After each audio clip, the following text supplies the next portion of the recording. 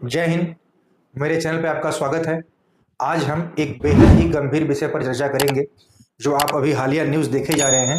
बांग्लादेश में भीषण नरसंहार देखने को हो रहा है, भयंकर हिंदू कत्लेआम हो रहा है, हिंदू मंदिरों को तोड़ा जा रहा है, घर में पूरी आग लगा दी जा रही है, महिलाओं बेटियों के साथ बलात्कार हो रहे हैं। मतलब जितना कुकृत्य हो सकता है वो बांग्लादेश में देखने को मिल रहा है। ठीक है, और ये ऐसा हो क्यों रहा है, इसके पीछे कारण क्या है, हम लोग इस पे पूरी तरह से आज चर्चा करेंगे और आपको समझाएंगे कि इसके पीछे क्या कारण है। कारण और पहलू हमेशा दो तरह से देखे जाते हैं, एक होता है इंटरनल, एक होता है एक्सटर्नल। सबसे पहली बात अगर हम करें इंटरनल फैक्टर की, तो इमीडिएट जो फैक्टर था वो क्या था? रिजर्वेशन को लेके एंटी रिजर्वेशन मूवमेंट स्टार्ट हुआ। अब ये क्या था? एक तरह से हम इसे कहें तो ये छात्रों का आंदोलन था। ठीक है, और ये आंदोलन था क्या, किस लिए हुआ? तो सबसे पहले इसके बैकग्राउंड पे चलते हैं कि शेख हसीना जी की क्या थी। ठीक है, 1971 में आप भी जानते हैं कि पाकिस्तान से बांग्लादेश अलग होने के लिए स्वतंत्रता संग्राम हुआ। ठीक है, और इस स्वतंत्रता संग्राम में जितने भी भाग लिए लोग थे वो लोग और उनके रिश्तेदारों को इन लोगों ने, शेख हसीना गवर्नमेंट ने 30% रिजर्वेशन दिया था। ठीक है, जब बांग्लादेश का सृजन होता है 1971 के बाद, लिबरेशन के बाद। ठीक है, 30%। अब यही रिजर्वेशन 5% कर दिया गया, जिसके लिए छात्रों ने बवाल करना शुरू किया और जगह जगह आगजनी शुरू की। ये तो इमीडिएट फैक्टर था, और ये 1 जुलाई 2024 से लेकर 16 जुलाई 2024 तक नॉर्मल रूप से चलता है, सामान्य रूप से। लेकिन जो 3 दिन पहले जो घटना हुई है, जो फुटेज सामने आए हैं, वो तो मतलब आश्चर्यजनक चीज है। वह फुटेज किसी भी लोकतांत्रिक इतिहास में कभी भी आज तक पूरी दुनिया में देखने को नहीं मिला। मतलब कि प्राइम मिनिस्ट्रियल ऑफिस में आग लगा दी गई, वहां कब्जा कर लिया गया, भयंकर तोड़फोड़ की गई। तो छात्र आंदोलन होते हैं, लेकिन छात्र आंदोलन की ना तो ये दिशा होती है, ना ऐसा नजरिया होता है। तो इससे क्या मालूम पड़ता है? इससे साफ ये मालूम पड़ता है कि इस आंदोलन के पीछे कहीं ना कहीं साजिश थी, और ये साजिश राजनीतिक थी। मतलब कि इस साजिश के पीछे एक पॉलिटिकल बैकग्राउंड ने काम किया है, जिसमें 3 देश महत्वपूर्ण हैं।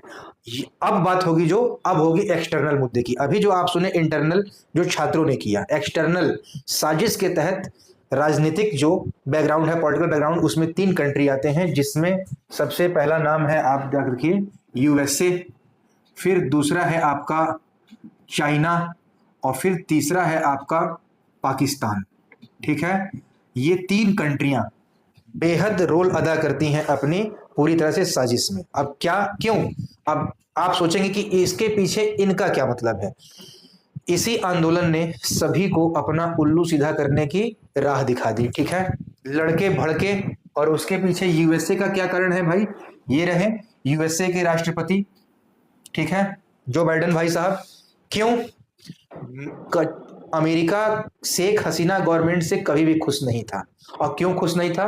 क्योंकि यूएसए अपना मिलिट्री एयरबेस बांग्लादेश में बनाने वाला था। शेख हसीना ये चाहती नहीं थी, ना होने दी। और चाइना, जो चीन है, ये तो आप अच्छी तरह इनको देख रहे हैं भाई साहब को, ये तो बांग्लादेश को किस रूप में देखना चाह रहे थे? जो 4 कंट्रियां हैं, जो आप कह लीजिए, नेपाल, फिर पाकिस्तान, फिर आपका मालदीव, फिर आपका श्रीलंका, और फिर आपका म्यांमार। अब सोच लीजिए, 5 कंट्रियां जो हैं, मालदीव भारत के नीचे इंडियन ओशन हिंद महासागर में, मालदीव, इधर आपका श्रीलंका, ऊपर बढ़ेंगे तो म्यांमार, इधर वेस्ट नॉर्थ वेस्ट में बढ़ेंगे तो पाकिस्तान, नॉर्थ में बढ़ेंगे तो नेपाल, और नॉर्थ ईस्ट में म्यांमार है। मतलब एक तरह से भारत को घेरने की रणनीति। ठीक है, अभी आगे मैं इसकी चर्चा करूंगा। और ये शेख हसीना कभी करने नहीं देती। वो तो बैलेंस करके चल रही थी, और बैलेंस कर भी रही थी भारत और चाइना को लेकर के। लेकिन एक फ्यूलिंग फैक्टर और भी था, जो बांग्लादेश नेशनलिस्ट पार्टी, जिसकी प्रेसिडेंट खालिद जिया हैं, वो भी लगातार इस मूवमेंट को, मतलब छात्रों के आंदोलन को फ्यूल दे रही थी। और अब बात करते हैं पाकिस्तान की। पाकिस्तान क्या चाह रहा था? पाकिस्तान की तो दिली ख्वाहिश थी कि बांग्लादेश और भारत के संबंध कभी भी मधुर ना रहे, क्योंकि बांग्लादेश जिस आर्थिक प्रगति से आगे बढ़ रहा था, वहाँ सोशल रिफॉर्म्स चल रहे थे, इकोनॉमिक्स रिफॉर्म्स चल रहे थे, ये सब तो बांग्लादेश के राजनीतिक तासीर में कभी था ही नहीं। क्योंकि अगर बांग्लादेश में बात की जाए तो 1971 से लेके आज तक स्पेशली मिलिट्री कूप जो है वहाँ की, उसको इतनी शांति डाइजेस्ट होती ही नहीं है जितना शांति शेख हसीना ने बना के कायम रखा था। और यही सब फैक्टर जो तीनों कंट्रियों ने अपनी पॉलिटिकल साजिश रची छात्र आंदोलन के पीछे, इसी कारण शेख हसीना जी को अपना देश छोड़कर वहां से निकलना पड़ा और भारत में आना पड़ा। बहुत ही शर्मनाक बात है किसी भी लोकतांत्रिक देश के लिए जहां पर इतनी अच्छी सत्ता चल रही हो और उसमें ऐसा काम किया जाए कि आंदोलन के तहत फिर दूसरे देश हस्तक्षेप करके काम को बनाए नहीं और बिगाड़ दें, और विश्व समुदाय इस पर चुप है। ये अच्छी बात नहीं कही जाएगी। अब सबसे महत्वपूर्ण बात हम ये कर लेते हैं कि बांग्लादेश में जो भीषण नरसंहार, राजनीतिक तख्तापलट, प्रदर्शन, आंदोलन ये सब चल रहा है, तो इसका असर भविष्य में भारत पर क्या पड़ेगा, आइए उसको एकदम अच्छे से जानते हैं। अब ध्यान से जरा देखिएगा, बातों को समझिएगा। मैं आपको जरा मैप से समझाऊंगा, हमारे छात्र इसको आईआर के लिए बड़े अच्छे से समझेंगे तो बातें आपकी पूरी तरह क्लियर होंगी। ठीक है, देखिए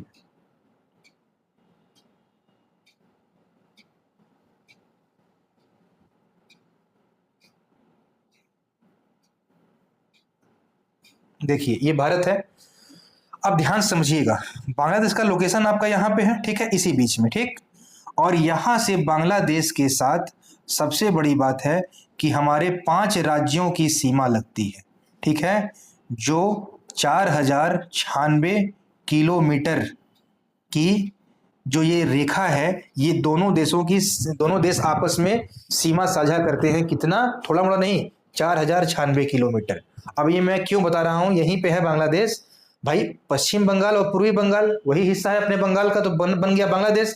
तो जो ये चीज है, इतनी सीमा लगने का कारण क्या है, इसका बहुत महत्व है। क्या महत्व है, अगर स्ट्रेटेजिकली देखा जाए तो सामरिक दृष्टिकोण से, स्ट्रेटेजिक कैलकुलेशन में जितना इंपॉर्टेंस बांग्लादेश रखता है उतना कोई कंट्री नहीं रखती। उसका रीजन आपने देखा सबसे पहले कि 5 राज्यों की सीमा एकदम सीधे लग रही है, 4096 किलोमीटर तक की रेखा हमसे साझा कर रही है। और दूसरा रीजन क्या है कि जो भारत का पूरा नॉर्थ ईस्ट राज्य है, जिसे हम बोलते हैं 7 सिस्टर, जो पूर्वोत्तर भारत कहा जाता है, जिसमें आपका असम, मेघालय, त्रिपुरा, मिजोरम, मणिपुर, नागालैंड, अरुणाचल प्रदेश, ये जो 7 सिस्टर कहे जाते हैं, ये पूर्वोत्तर भारत, वहां के विकास के लिए बांग्लादेश के साथ मधुर संबंध रखना बहुत इंपॉर्टेंट है। तो अब आप समझ गए होंगे कि बांग्लादेश सामरिक दृष्टिकोण से हमारे भारत के लिए कितना महत्वपूर्ण है। और सबसे बड़ी बात कि बांग्लादेश इसलिए महत्वपूर्ण है क्योंकि वहां पर लोकतांत्रिक शासन है, इसलिए बांग्लादेश में भारत के लिए लोकतांत्रिक शासन का होना बहुत ही ज्यादा जरूरी है। 2009 के बाद बांग्लादेश में इकोनॉमिक रिफॉर्म्स होते हैं और आज की वर्तमान स्थिति क्या है कि बांग्लादेश के साथ $13 बिलियन का व्यापार है। भारत का थोड़ा मोड़ा नहीं, पूरे इंडिया का जो 34% कॉटन है, कपास, ठीक है, वो बांग्लादेश को आयात होता है। तो अब आप समझ सकते हैं कि हमारे एक्सपोर्ट में, मतलब आयात में, बांग्लादेश का कितना बड़ा रोल है, ठीक है। दूसरा रीजन यह है कि बांग्लादेश की इकोनॉमी इस समय इंफ्रास्ट्रक्चर और कनेक्टिविटी को लेकर आगे बढ़ रही है और इसके लिए भारत ने बांग्लादेश को 2016 से ही लाइन ऑफ क्रेडिट दिया हुआ है। अब मैं आपको बताऊंगा इसके बारे में अभी आगे, लाइन ऑफ क्रेडिट और लोन के बारे में, ठीक है। चाइना लोन देता है और भारत लाइन ऑफ क्रेडिट देता है, ठीक है। अभी आप अंतर समझेंगे। देखिए अब ध्यान से समझिए कि लाइन ऑफ क्रेडिट है क्या। किसी भी देश के विकास के लिए हम अपने लोन की शर्तें बहुत ही मिनिमम रखते हैं और उनका इंफ्रास्ट्रक्चर डेवलपमेंट करने के लिए उन्हें फैसिलिटीज देते हैं, तो कंट्री को इससे बर्डन फील नहीं होता है। चाइना क्या करता है, चाइना पूरी तरह से लोन देता है। जैसे आपने देखा होगा पाकिस्तान में ग्वादर पोर्ट के लिए उसने लोन दिया, खूब बढ़िया से पैसा फेंकता है, लो भाई तुम जितना ले सको ले लो, अब तो जिस देश को जरूरत है वो तो सीधे लेते जाएंगे और बाद में क्या होगा, न लोन का इंटरेस्ट भर पाएंगे, कर्ज में डूब जाएंगे। अब क्या हुआ, अब आप चाइना के गुलाम हो गए, मुबारक हो, ठीक है। चाइना की पॉलिसी इतनी खतरनाक है। तो ग्वादर पोर्ट पे क्या किया, पाकिस्तान पे पूरा कब्जा, श्रीलंका में हम्बन टोटा पोर्ट देख रहे हैं वहां कब्जा, मालदीव पर कब्जा, म्यांमार पर कब्जा, और नेपाल की सरकार जो है वहाँ कोई कंटिन्यूटी रहती ही नहीं है, वो कभी उनके कभी हमारे। तो एक तरह से पूरी तरह से चाइना क्या कर रहा है, वो लोन दे के एक तो जिस देश पे कब्जा किया है वो तो उनको कब्जा कर ही रहा है, बाकी भारत को घेरे की रणनीति के तहत पूरी तरह से घेर रहा है। तो लोन, और भारत क्या दे रहा है, एलओसी, लाइन ऑफ क्रेडिट। तो अब आप समझ गए होंगे कि लाइन ऑफ क्रेडिट होता क्या है। और लाइन ऑफ कंट्रोल में जो रीपेमेंट का प्रोसेस है और एंट्रेंस है, ये दोनों ही बहुत लो होता है। तो ये हर तरह से बड़ा अच्छा चीज है लोन के अपेक्षा। और भारत ने 2016 से लेकर अभी तक बांग्लादेश को $8 बिलियन दिया हुआ है।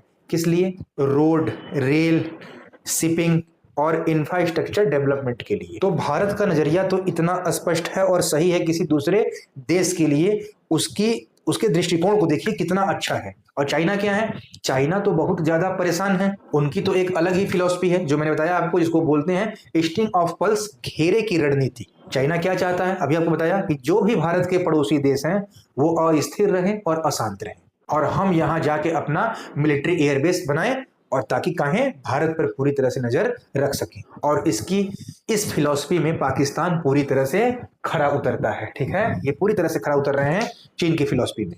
इनके ग्वादर पोर्ट पे पूरी तरह से इसने अपना कब्जा बनाया है, बहुत खुश हैं ये, बाद में समझ में आएगा इनको। तो आप अब समझ चुके होंगे कि बांग्लादेश ही एकमात्र ऐसा देश था, मतलब शेख हसीना, जो यहाँ बैलेंस करके चल रही थी, और यही संतुलन शी जिनपिंग को मानसिक रूप से असंतुलित कर रहा था। जो ये शी जिनपिंग है, ये भाई साहब बहुत मानसिक रूप से दुखी थे कि शेख हसीना बांग्लादेश के साथ भारत के इतने मधुर संबंध क्यों बना रही हैं, इंफ्रास्ट्रक्चर और कनेक्टिविटी का विकास क्यों कर रही हैं, दोनों देश मिलिट्री एक्सरसाइज क्यों कर रहे हैं, और इतना बढ़िया दोनों देशों के बीच में ट्रेड मतलब व्यापार क्यों चल रहा है। ये सभी कारण से ये बहुत दुखी थे भाई साहब, ये बहुत दुखी हो जाते हैं। विश्व में कोई भी तरक्की करता है, आगे जाता है, लोग खुशहाली से रहते हैं, तो इनकी तकलीफ बढ़ जाती है, इनका बीपी बहुत हाई हो जाता है, कोलेस्ट्रॉल बढ़ जाता है, शुगर बढ़ जाता है।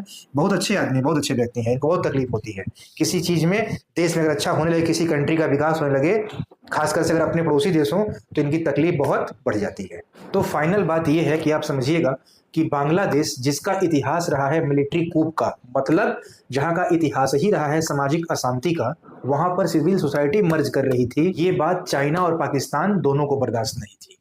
तो ये पूरा मामला है, अब आप अच्छी तरह समझ गए होंगे कि इसमें ना यूएसए खुश है, ना चाइना खुश है, ना पाकिस्तान खुश है, क्योंकि सभी की पॉलिसी छुपी हुई है इसी आड़ में कि बांग्लादेश में जो भारत के इतने मधुर संबंध चल रहे हैं, इससे इन तीन लोगों को खटक रही थी। इसी कारण इस छात्र आंदोलन में इन लोगों ने अपना उल्लू सीधा कर लिया, मतलब बहती गंगा में हाथ धो लिया, और उस चीज को इतना बढ़ा दिया जिससे बहुत ज्यादा धार्मिक हिंसा, और पूरा देश ही एकदम इस समय विकराल रूप से गुजर रहा है, जिसकी जितनी कुकृत्य निंदा की जाए ये भी शब्द छोटा पड़ जाएगा, इतना बेकार चल रहा है। अब देखिए बांग्लादेश का भविष्य क्या होता है, और बांग्लादेश के भविष्य पर टिका है पूरी तरह से भारत का भविष्य, जो आप देखें, क्योंकि हमारी सीमा जो 4096 किलोमीटर की है ये साझा कर रही है, और पूर्वोत्तर भारत का विकास बांग्लादेश के साथ भारत के मधुर संबंध रहने पर ही अच्छे होंगे, ये बहुत जरूरी है।